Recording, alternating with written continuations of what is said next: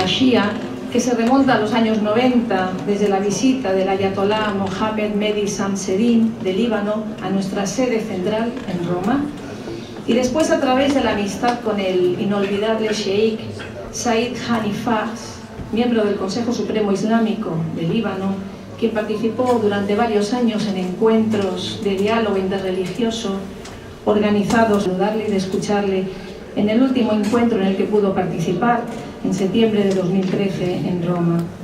Y precisamente a través suyo, la comunidad de San Egidio entró en contacto con la Fundación Al-Quway, con la que nos une una gran amistad, en especial con su secretario general, Said Jawad Al-Quway, con el que hemos mantenido muchos encuentros, también en Roma. Recuerdo el año pasado, en marzo del 2015, un encuentro sobre la responsabilidad de los creyentes chiíes y católicos en el mundo global, en el mundo actual, y por supuesto el último encuentro en Asís en septiembre pasado, hace 3 meses, en el aniversario del 30 aniversario del encuentro interreligioso promovido por Juan Pablo II en el año 86 en Asís. También el Said Al-Quway participó, comió en la misma mesa con el Papa Francisco, acompañado por otro profesor de la Hausa de Nayab, Said Rashid Al-Husseini.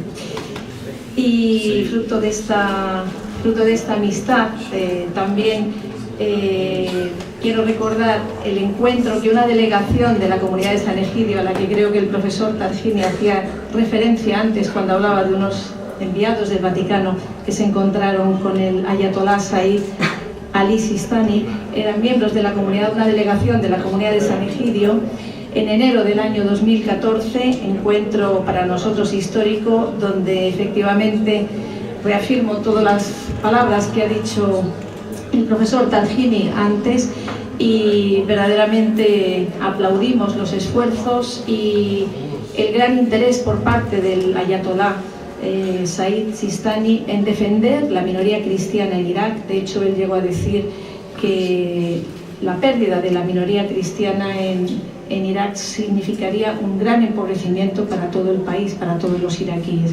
Con lo cual, con esto quiero reiterar, ¿no?, la importancia de este momento de encuentro, de diálogo, que no solo refuerza el conocimiento recíproco, sino que promueve la comprensión sobre la que se basa este respeto recíproco.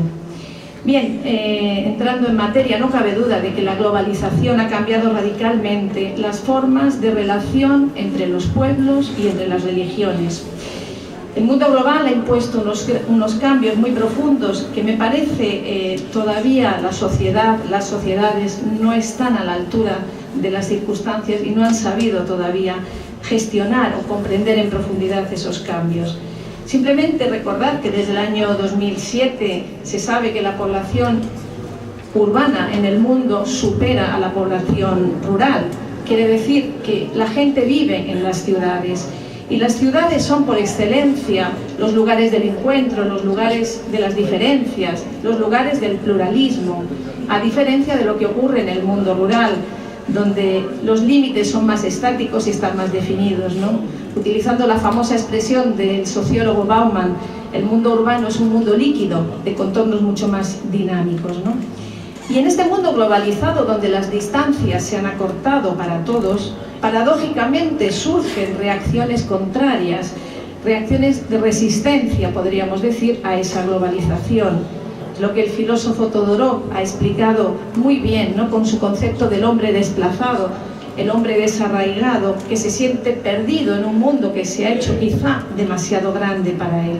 Y de ahí el surgimiento de tantas tensiones de tipo nacionalista en el campo de la política, o de tipo fundamentalista o fanático en el campo de la religión.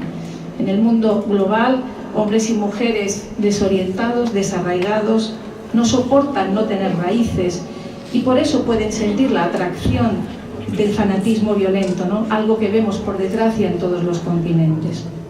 Lo cierto es que vivimos en un tiempo turbulento en el que las religiones se han convertido en un factor clave de la evolución de la historia global. Esto es una constatación.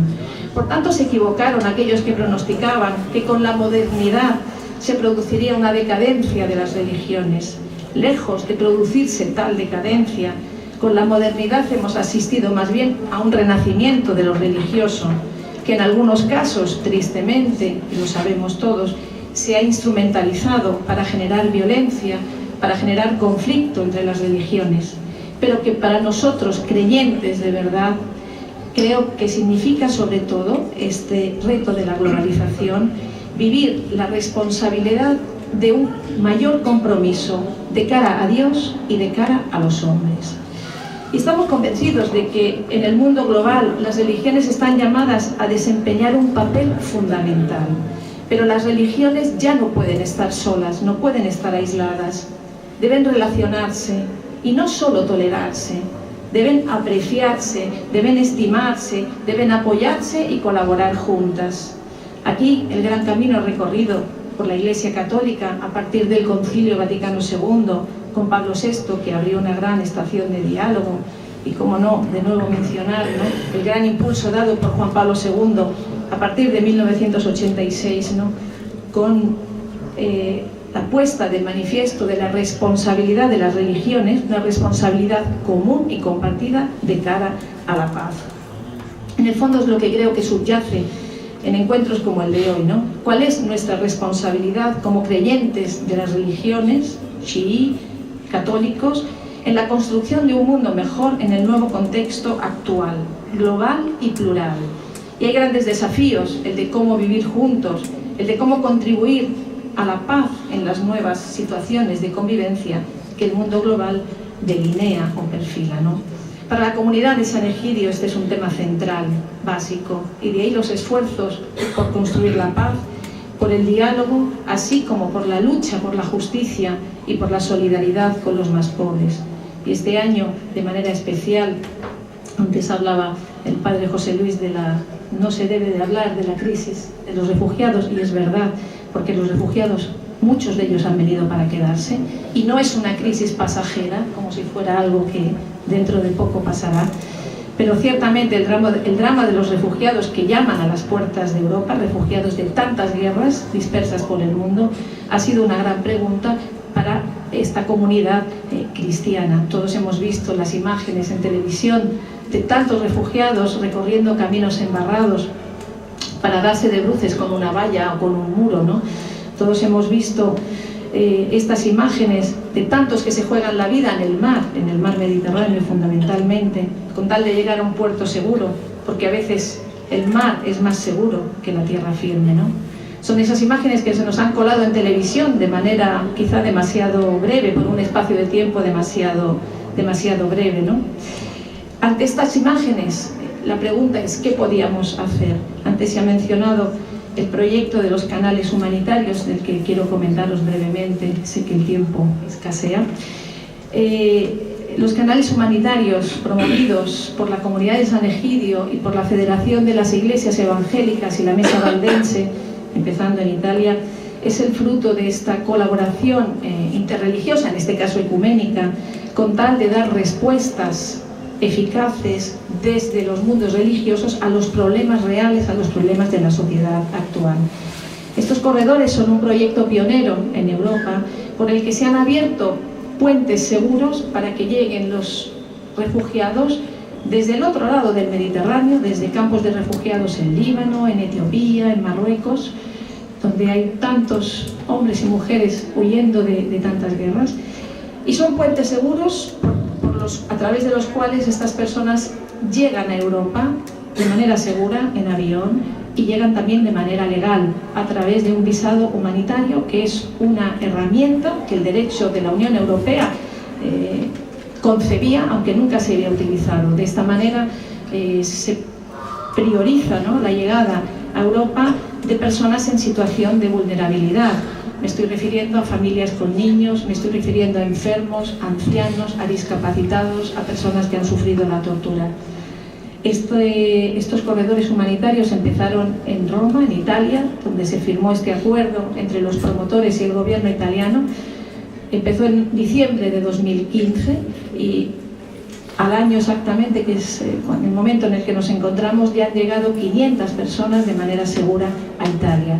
500 personas que están viviendo una integración, porque son integradas por comunidades, esto también hay que decirlo. La integración no la consiguen las instituciones, la integración la consiguen las comunidades, son personas acogidas, acompañadas, ayudadas a integrarse en el país, en la lengua, en el idioma, los niños en la escuela. De hecho, por ejemplo, a cada persona que llega se le da como detalle una copia de la Constitución italiana en su lengua vernácula para que puedan comprender, ¿no?, dónde están. Estos corredores humanitarios son un proyecto piloto replicable a otros países europeos y de hecho es por lo que estamos trabajando para que también en España puedan llevarse a cabo. Y más que un proyecto al uso, ¿no?, los corredores humanitarios son un signo, son una visión de esperanza, ¿no?, para una Europa que, como ya decía Juan Pablo II, carece de visiones, ¿no?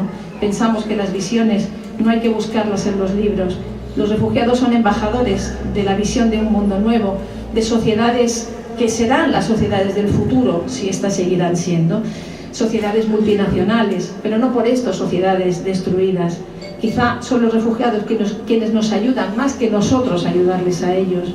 No son una invasión, pero tampoco son una emergencia pasajera. Y no podemos consentir que la gente siga muriendo mientras nosotros nos atrincheramos detrás de unos muros de bienestar. Porque los muros al final protegen a sociedades cerradas que acaban convirtiéndose en cementerios. Sin embargo, los puentes conducen a sociedades modernas, abiertas, más jóvenes, ¿no? Sin duda que la integración planteará dificultades, pero son las dificultades de la vida, ¿no?, del crecimiento, ¿no? Esta es la única opción de futuro y de humanidad. Por eso, de nuevo reitero, gracias por este encuentro entre chiíes y católicos. Yo pienso que como creyentes compartimos la fuerza débil de la oración, que puede tocar el corazón de las personas y que nos une en esa invocación a Dios, que tanto para cristianos como para musulmanes Dios ostenta el sagrado nombre de la paz. Gracias.